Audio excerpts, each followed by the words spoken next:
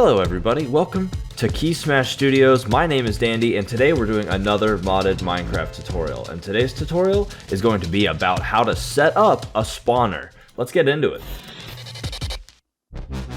Alright, so we are now in our newly established spawn area. And this massive machine that I've created is to spawn any entity, well almost any entity, that you can collect essence from.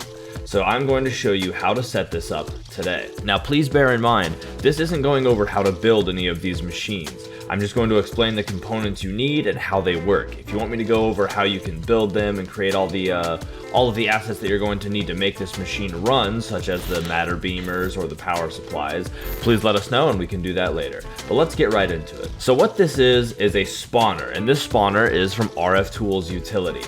This spawner is the most useful spawner I think I have ever found for late game resource creating if you need something that's very hard to get a hold of and that you can't spawn in other traditional ways. It's a widely diverse tool and it's relatively easy to use once you set it up, but the setup takes a little bit of work, so we're going to get into it. So the first three components that are truly key are going to be the spawner. Now this is an RFTools Utility spawner. It has a simple interface. It shows you power and a slot for something that looks like a syringe and is in fact a syringe. We'll get into that shortly. You're also going to need 3 matter beamers. Matter beamers are these little yellow blocks. Now, they don't seem like they're doing a lot right now, but that's because this machine isn't on yet. You will need these. The third and final most important thing is power. So right now I have creative dimensional cells. They are RF tools, so it works well. RF tool power, it works well with RF tool utility. And then I just chose some energy cables that I could find that work with these two. So each one of these components, the 3 matter beamers and the spawner, need a fair amount of power. So this is not an early game device. One of the other important things you're going to need, which is relatively cheap when it comes to cost, is a smart wrench. And the reason you need this is because you can see that these don't show any particular way of being connected to this device. They're laid out in a nice way, but their layout doesn't matter. What you need is a smart wrench so you can right click the matter beamer and then right click on your spawner. And you can see down there in the chat, it says select a spawner destination, destination set. You will do that with each of your 3 matter beamers and be good to go. Note that this can work with as little as 1 matter beamer, but that takes a lot more work on the player side. If you want this to work anywhere near autonomously, you're going to need 3 matter beamers minimum. So now that you have all of these, we have to decide what we want to spawn. And as you can see here, all you need is to put 1 item into the spawner. And that is a syringe. Here I have a bunch of syringes. So it will work with almost any mob that you can find, especially vanilla. Some mods spawn mobs that won't work, such as this has the essence of a Carbonite golem. Now if you put this Carbonite golem in, you can see that nothing happened. When you put something in, you're going to want to see more than just its name. If you put in an extracted essence and it looks like this, then it's not going to work. I'm sorry, you're going to have to find another mod. And I just wanted to show you what it looked like. So Carbonite golem, sorry, you're not going to be able to replicate those. That goes over here. But let's say we wanted to spawn a creeper. A simple mob, been around since the beginning. You put that in and it'll tell you a kind of list of different items. Now, the way this list is laid out is kind of simple. The first item is always going to be specific to whatever mob you're trying to spawn. Creepers obviously require gunpowder. The second is usually earthy material, sand, gravel, dirt. It's generally one of those. It does change a little bit depending on the mob. And finally is usually some kind of natural essence. So leaves, wood, saplings, seeds, beef, things like that commonly work in this third slot. But first I want to show you how to get this syringe. So let's see, let's choose 2 things. We have zombies, endermen, villagers. Let's go with villagers and endermen. Both wonderful creatures, both relatively hard to find in the world. You can find a ton of zombies and creepers, but endermen are a little harder to come by and villagers are also that. So you're going to need a syringe, just a plain old empty level 0 syringe, and you need 1 per creature. So enderman will require 1, villager will require 1. And I'll show you how to get this essence. Alright, so I have 2 beautiful essence extracting rooms. That's a fun word for them. So I'm going to place the villager down. You can see here, just a villager. You take your syringe and you just attack him with it, just a standard attack. And as you can see, the syringe in the hotbar now has a little bit of red in it. So you keep going, a little more, and eventually your syringe is going to show level 100. That means that you are full, the syringe is good to go, and it says target villager. So we will do the same thing with the Enderman. They are a little harder to work with, but there we go. Now I'm going to take him out so he doesn't cause me any problems later. You can hang out though, I like you.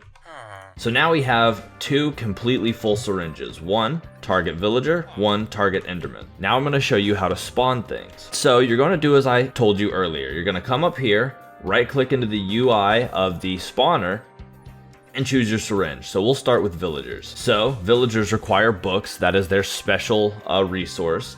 They require dirt, gravel, whatever, and then any organic material. So over here, I just happen to have a bunch of books. So you're going to right click on the matter beamer and it has 1 slot. I'm deciding this one will transfer books into the machine. Move over to another one. This has a bunch of dirt in it. I will take 1 block of dirt, insert it in there, and then here we have a bunch of organic material. I'll use saplings for this demonstration. And now that all of the devices are filled with their resource, you can see nothing is in here yet. And it also tells you the cost, by the way.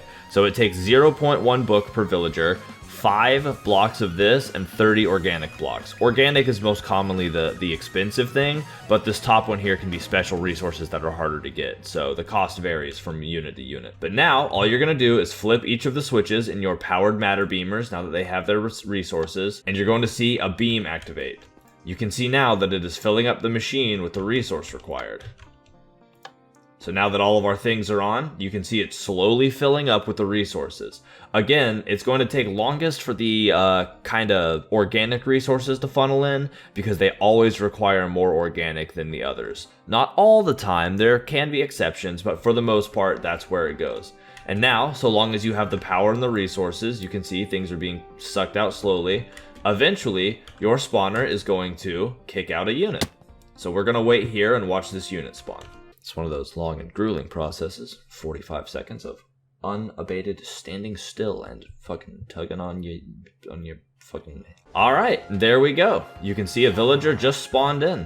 So this takes, depending on what kind of unit you're spawning, this can take a minute or 2 to actually spawn, but it's just going to keep going now. You can see the machine already has plenty of books and plenty of dirt. It's just going to keep filling up with this organic material and spawning units.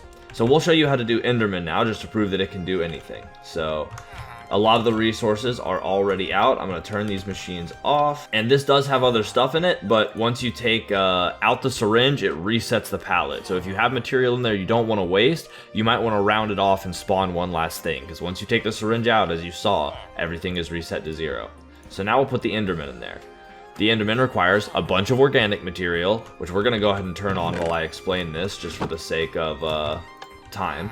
So a bunch of organic material, and it will also take end stone, a much lower quantity, but it's because it's a harder to obtain material, and ender pearls. So you need 0.1 ender pearl per Enderman. This is handy because if you kill an Enderman and get 1 pearl, you can use it to spawn 10 Endermen, and theoretically you'll have better gains. Fortunately, I have a bunch of ender pearls, so we're going to throw them in and turn on the machine.